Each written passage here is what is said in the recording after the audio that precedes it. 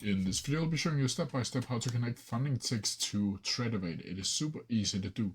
So the first thing you'll need to do is open up your favorite browser, and then from here you'll need to go up to fundingticks.com.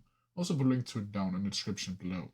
From here, you'll also need to have open a Tradovate tab up here. I'll also put a link to that down in the description. But from here, you'll need to go over to FundingTicks, and then from here you'll need to log in.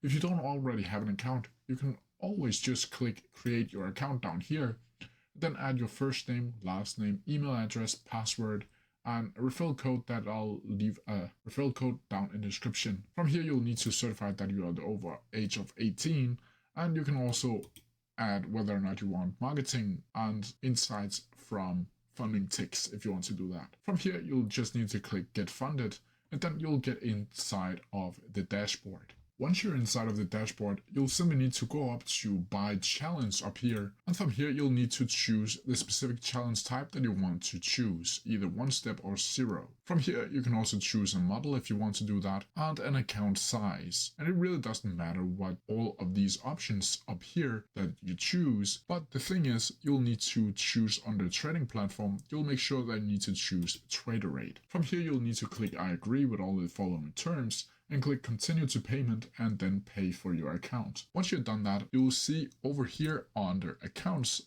overview all of your accounts, and when you click on it, you'll get your credentials for Tradovate.